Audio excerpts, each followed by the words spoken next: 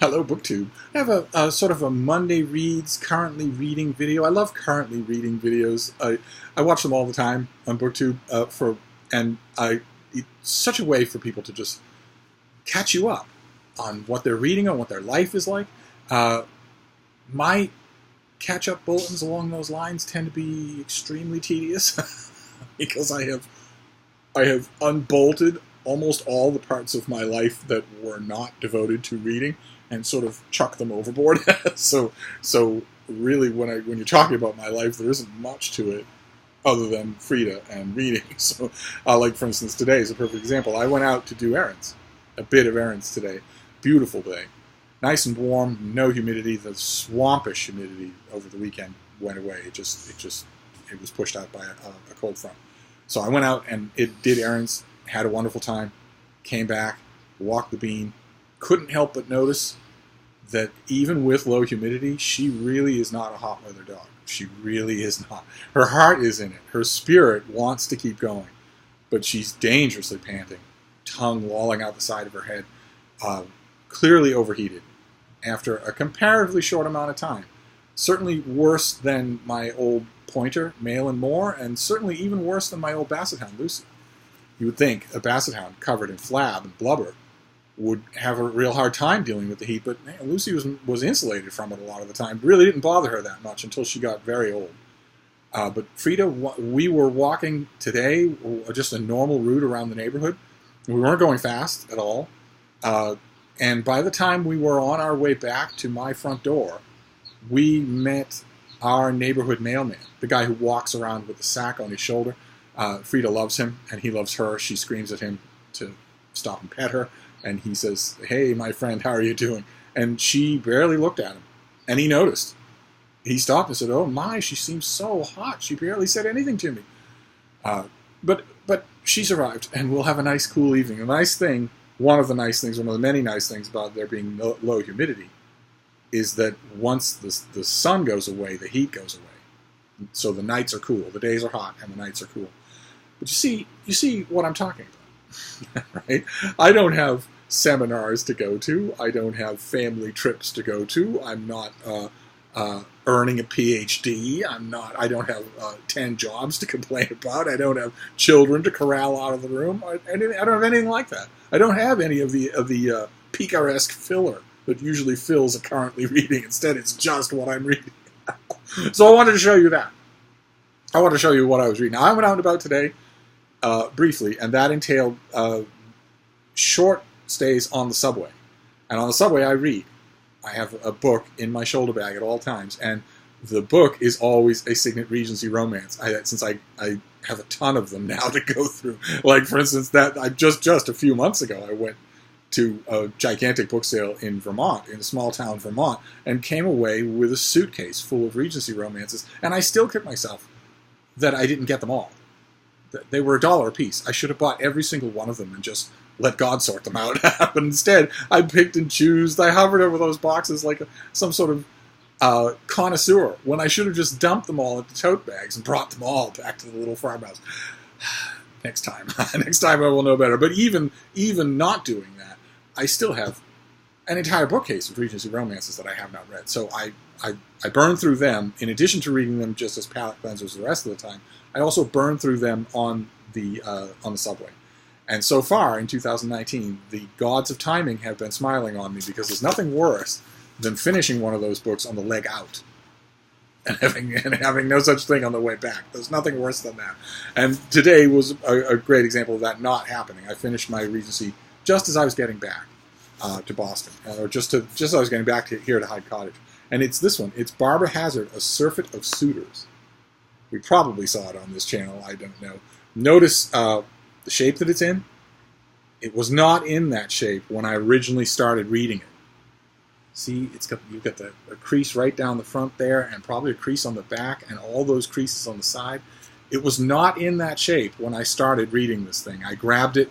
I ran through my last one, and I had to go out the door. So I grabbed just the nearest Regency, one of my that came to hand, and thought, well, you're not reinforcing it. Ordinarily, I use clear plastic packing tape to reinforce these old mass markets so that they don't fall apart.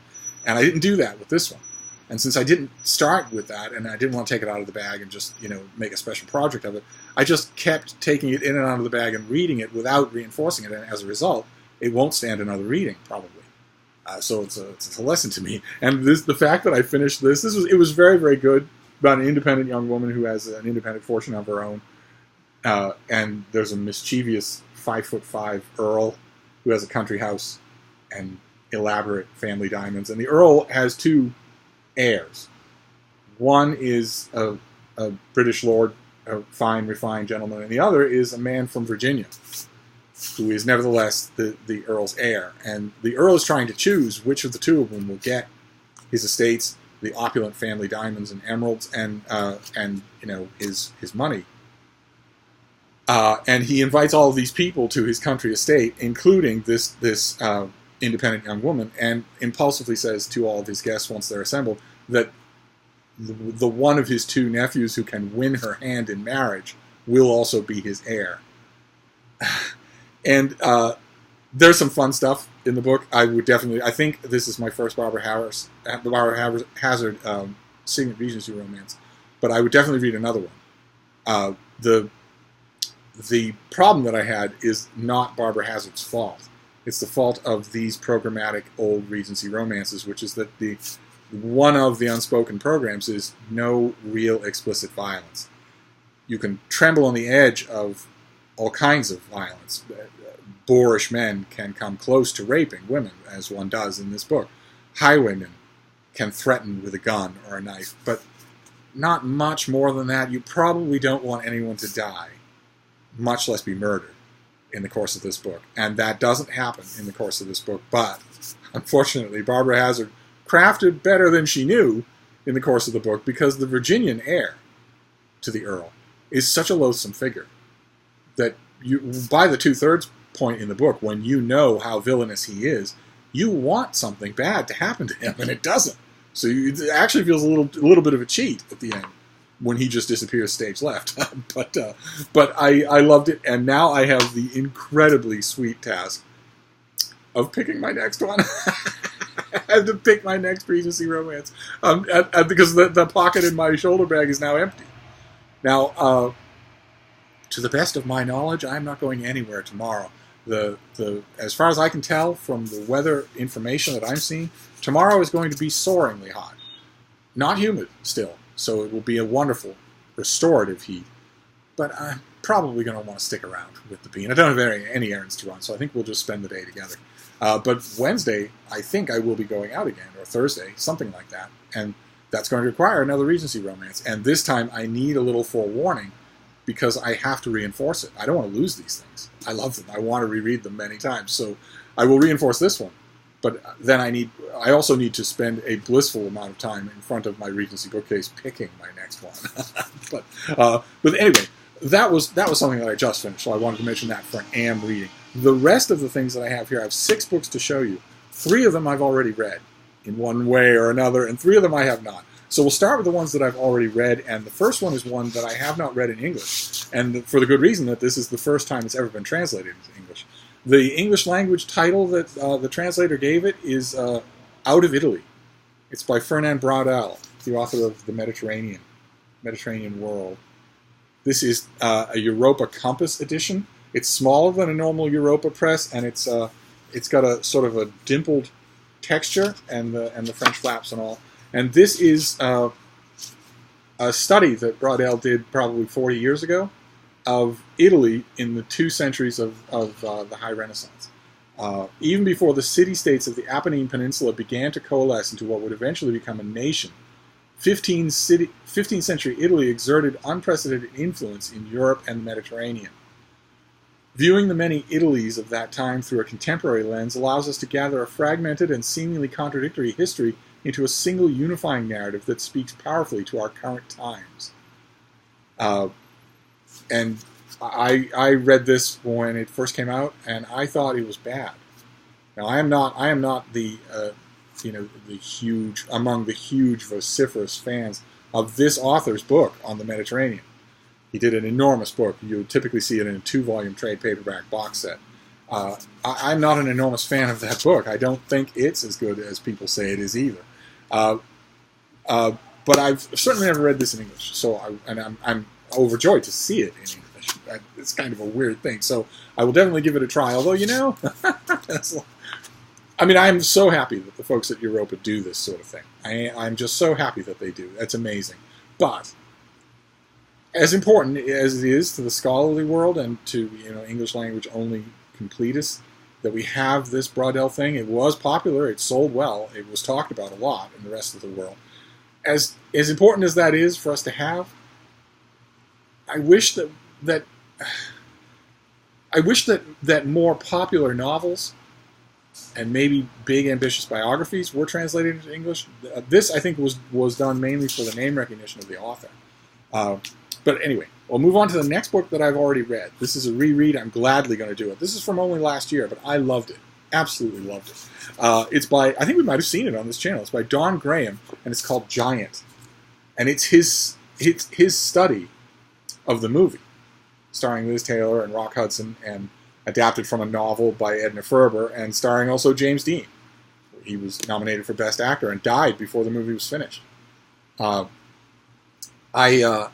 don't like the movie, of course. I don't. I think it's boring. But I loved the book. Absolutely loved it. It's like I say a lot of times with a lot of other things, how I wish that every major movie had a book like this. Also, every major TV show. I wish they also had a book like this. All the personalities just jump off the page. And this is now out in trade paperback. Or I shouldn't say now. This probably comes out... oh, no, this out. Yeah, this came out in late May. So this is now out. It's just late getting to me. But what a book. If you see it in your bookstore, it's just sitting there and you're wondering, even if, like me, you're not a big fan of James Dean or Liz Taylor or this movie, you might still want to try this book or get it from the library because it's tremendously entertaining. And this is the trade paperback, which has blurbs from the Texas Observer, the Washington Post, the Philadelphia Inquirer, and Laura Bush, among others. The cover blurb is by Larry McMurtry.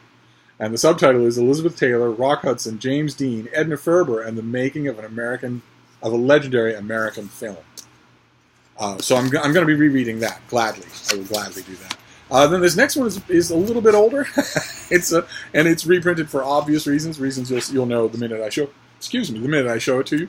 It's by Harry Hurt, and it is For All Mankind. It is a moon race book, space agency book, that came out originally, I think, in the 1980s. 1988. This came out originally in 1988, and it is just terrific.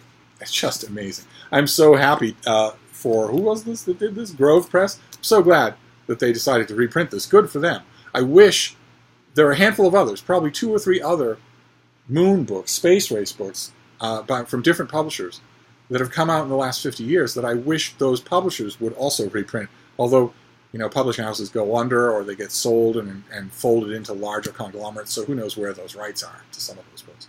But I'm very happy to see this. It's let me see here, how much of this will be familiar to you. Between December 1968 and December 1972, 24 men captured the imagination of the world as they traveled to the moon. In For All Mankind, Harry Hurt presents a dramatic, engrossing, and expansive account of these journeys based on extensive research and exclusive interviews with the Apollo astronauts. In their own words, the astronauts share the sights and sounds as well as the hopes and fears they experienced during their incredible voyages, in a compelling narrative structured on one trip to the moon. So all of the accounts of prepping, all the accounts of launching, all the accounts of traveling, etc., just sort of mixed together into one epic thing. In a compelling narrative structured as one trip to the moon, Harry Hurt recounts all the drama and danger of the lunar missions, from the anxiety of the astronauts' pre-launch procedures through the euphoria of touchdown on the surface of the moon. And this has everything. All the details. It really benefits from being in such a large part in oral history. I'm so happy to see it back again, because the minute I saw it, I realized that it's been ages since I even knew where my own copy was. So now this is my own copy. So those are the 3 for Monday Reads. Those are the 3 that I have already read in one way or another. So they're scattered all over the map. One I haven't read in English, one I haven't read in 40 years, one I read last year. They're all rereads, though, and I'll be glad to get to them. And then the next three are books that I haven't read yet, but they are right up on my radar. The first one is this is a finished copy of Silvia Moreno Garcia's The Gods of Jade and Shadow. I'm filming later in the day than I should have. I should have filmed this in bright sunlight in the morning. But I think you can still make that out a bit, right? And this is a fantasy novel that I think might be poised to become that elusive thing, a booktube darling. The front pub sheet is just entirely adulation. It's just entirely blurred. But so this comes out later in the month. This comes out in late July. The jazz age is in full swing, but Cassiopeia Tunn is too busy cleaning the floors of her wealthy grandfather's house to listen to any fast tunes. Nevertheless, she dreams of a life far away from her dusty small town in southern Mexico, a life she can call her own. Yet this new life seems as distant as the stars until the day she finds a wooden box in her grandfather's room. She opens it and accidentally frees the spirit of the Mayan god of death, who requests her help in recovering his throne from his treacherous brother. So her grandfather had the Mayan god of death in a box in his bedroom. That sounds like my first, third, and fifth marriage to Deb. Failure will mean Cassiopeia's demise, but success could make her dreams come true. In the company of a strangely alluring god and armed with her wits, Cassiopeia begins an adventure that will take her on a cross-country odyssey from the jungles of Yucatan to the bright lights of Mexico City and deep into the darkness of the Mayan underworld. And you can't in this light you're never going to be able to make out the sell sheet here, but it is just loaded with praise. Basically everyone who has had any contact with this book prior to publication has ecstatically loved it. Just take that for what you will. I've often found that that when the acclaim reaches this level of unanimity, it's probably true.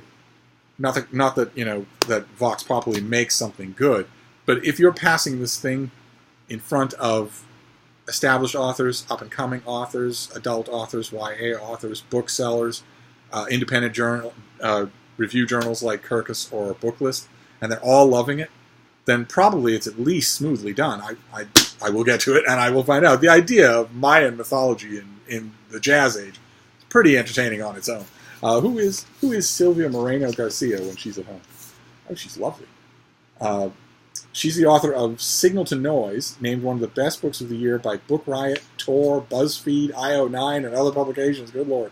Also, Certain Dark Things, one of NPR's best books of the year, a Publisher's Weekly Top 10, and a Voyeur Perfect 10.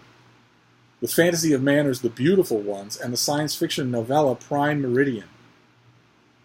I could swear I remember one of those. I think I read Signal to Noise and quite liked it. She's edited several anthologies, including the World Fantasy winning She Walks in Shadows, and she lives in Vancouver, British Columbia. Okay, so Gods of Jade and Shadow, that is on my list. Then this next one, it's another July release, I believe. Yeah, same thing, late July. And this is a subject that we've seen come up a few times on this channel in 2019. This is by Gary Leschziner, Guy Leschziner, and it's called The Nocturnal Brain, Nightmares, Neuroscience, and the Secret World of Sleep. I just tucked away the description sheet here, but let's see what this is. What happens to our brain at night? Are we ever really fully asleep? Do we sometimes confuse our waking and sleeping states? In this book, the author, clinical neurologist and a global authority on narcolepsy, sleepwalking, and night terrors, explores these very questions. This is going to be right adjacent to Nightmare Land, another book on exactly the same subject that we just saw a week ago. Patients come to Dr. Leschziner when they are experiencing the very worst elements of these conditions and have been unable to find a cure. The Nocturnal Brain introduces readers to a number of these fascinating and sometimes terrifying cases. Some patients arrive in his office to talk about problems that seem funny, like the man who regularly wakes up in the middle of the night and tries to order pizza using his slipper as a phone. I would not find that funny at all. Others tell him about experiences that are the stuff of nightmares. One patient, in a state of deep sleep, gets dressed, unlocks her car, and drives for several miles before returning to bed. Oh my God! How would she even know that it happened? How could she possibly navigate while asleep? How did she end up not dead the first time? Oh my God. Do people wonder why I don't like sleep? Another lashes out violently at his wife sleeping beside him. Well, I've done that to Deb many times and pretended I was asleep. Some experience frightening hallucinations just as they nod off, while other sleepers experience pain that feels like their legs are being stung all over by bees. Now that one I've heard about. That some people, when their brain is slowing down and entering that twilight stage that you people use for like 2 hours before you go unconscious for 9 hours, that when people's brains are entering that stage, they start to have pains in their legs. I've heard of that one. For these people, sleep has become a living nightmare. In prose evocative of the great books of Oliver Sacks, the nocturnal brain takes readers on a captivating journey through the brain and its varied states to illustrate the neuroscience behind what happens when we put our heads down on our pillow, close our eyes, and go to sleep. And this comes out in late July, which is, I think, right around the same time as Nightmare Land does. So I think you can probably look for space-hungry book section editors to be pairing the two of them. I'd be willing to bet that a lot of them will. I often think that's unfair to each individual book, but you never know. Some critics, can write a pairing well. So, and then the last one will go from Mayan mythology in the Jazz Age to driving a car while asleep to a thriller. I will end with a thriller. This is by Stephen Hunter. This is a Bob Lee Swagger novel called Game of Snipers. Those of you who know the Bob Lee Swagger novels will know that he is crusty. He speaks in Lee Child style parables and aphorisms, and he's completely Superman. He is completely infallible. He takes high caliber, full bore rifle and pistol shots to the chest, to the legs, to the arms, to the shoulders. The shoulders are a very popular target, and just keeps going. The idea never seems to cross Stephen Hunter's mind, or I'm sure he knows it quite well, but he keeps it completely out of his books. To keep going after you've been shot by a large bore weapon is not just a matter of will.